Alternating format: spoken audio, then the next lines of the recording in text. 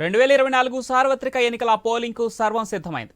ఈ నేపథ్యంలోనే ఎన్నికల్లో స్వేచ్ఛగా ఓటింగ్లో పాల్గొనేలా ఏర్పాట్లు చేశామన్నారు Visakha police commissioner doctor Ravishankar.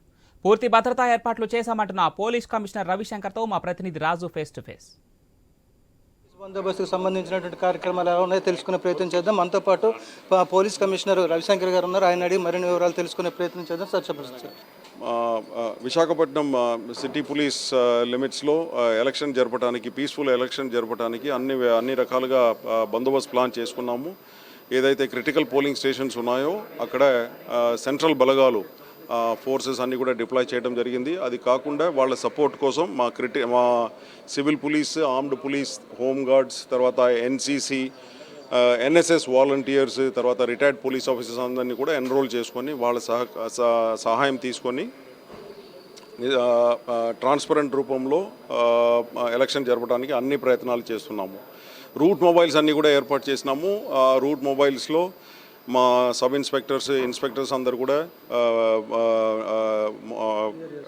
Important ఏరియాస్లో అన్నీ కూడా తిరుగుతారు. అదేవిధంగా స్ట్రైకింగ్ ఫోర్సెస్, మా inspector, assistant commissioner of police, DCPs వీళ్ళందరి దగ్గర కూడా స్ట్రైకింగ్ ఫోర్స్ వాళ్ళ కమాండ్లో ఉంటుంది. ఎక్కడైనా ఘటన ఏదైనా జరిగితే వెంటనే వెళ్ళేసి రెస్పాండ్ అవుతారు. మా కంట్రోల్ రూమ్లో కూడా మంచి ఒక ప్లాట్ఫామ్ తయారు చేసినాము. 100, 112 ఇక్కడ వచ్చిన కాల్స్ ఏదైతే ఉందో దానికి కూడా వెంటనే స్పందించి రేపు జరుగుతున్నటువంటి ఎలక్షన్ మెటీరియల్ డిస్ట్రిబ్యూషన్ సంబంధించి భద్రతా చర్యలు ఎలా తీసుకుంటున్నారు, అలాగే ఈ ఎలక్షన్కి ఎంతమంది మెన్ ఉపయోగిస్తున్నారు? ఇప్పుడు ఎలక్షన్స్లో టోటలీ ఇప్పుడు 1000 సెంట్రల్ పారామిలిటరీ ఫోర్స్ ఏదైతే ఉందో అది 1000, తర్వాత మన దగ్గర ఇక్కడ 3200 దాకా మన సిటీ పోలీస్ సంఖ్యలో పాల్గొంటున్నారు.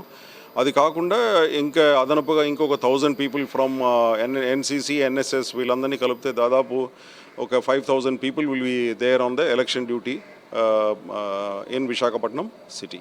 ఇప్పుడు ఎక్స్ సర్వీస్ మెన్స్ ఉన్నారు, వాళ్ళ సేవలు ఏ విధంగా వాడుకుంటున్నారు?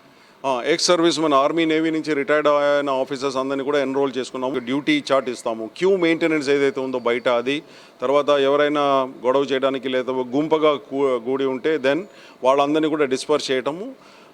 ఇటువంటి దానికి మన పోలింగ్ బూత్ అవుట్ సైడ్ ఏరియాలో వాళ్ళందరినీ కూడా వాడుకోవడం. సంబంధించి కూడా పోలింగ్ స్టేషన్లో ఏ పరిధిలో మీరు రిస్ట్రిక్షన్స్ ఉన్నాయి? పోలింగ్ స్టేషన్ ఏ పరిధిలో రిస్ట్రిక్షన్స్ అంటే ఎన్ని మీటర్ల లోపల గుమ్మగూడ కూడా? పోలింగ్ స్టేషన్స్ ఏదైతే ఉందో అక్కడ నుంచి 200 మీటర్స్ అవతలనే ఈ బూత్ అంతా పెట్టుకోవాలి. ఇన్ కేస్ పొలిటికల్ పార్టీ తరఫున ఏదైనా బూత్ పెట్టుకుంటే అది పోలింగ్ ఈ 200 మీటర్స్ అవతల పెట్టుకోవాలా. తర్వాత సెల్ ఫోన్స్ అన్నీ కూడా వాళ్ళు తీసుకురాకూడదు, అక్కడ పోలింగ్ స్టేషన్ లోపల తీసుకువెళ్ళకూడదు. ఎందుకంటే అక్కడ ఈ మిస్యూజ్ జరగవచ్చు ఈ పోలింగ్ సెల్ ఫోన్స్ అన్నీ తీసుకొని.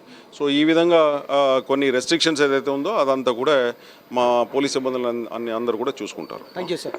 ఇది మొత్తంగా చూసుకుంటే ఏదైతే 2024 సార్వత్రిక ఎన్నికలకు సంబంధించి కూడా పోలింగ్ ఏర్పాట్లు అనేవి కూడా పూర్తవుతున్నాయి. ఈ నేపథ్యంలో పటిష్టమైన బందోబస్తు ఏర్పాట్లు కూడా చేస్తున్నాం. అదేవిధంగా ప్రతి ఓటర్ కూడా స్వేచ్ఛగా పోలింగ్ స్టేషన్కి వచ్చి ప్రశాంతంగా ఓటు వేసి వెళ్లే విధంగానే ఏర్పాట్లు చేస్తున్నామని చెప్పి పోలీస్ కమిషనర్ రవిశంకర్ గారు తెలియజేస్తున్న పరిస్థితి.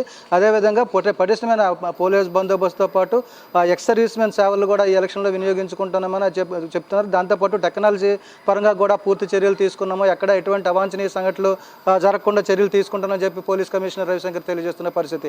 వీడియో జర్నలిస్ట్ స్వామితో రాజు, ఐ న్యూస్, విశాఖపట్నం.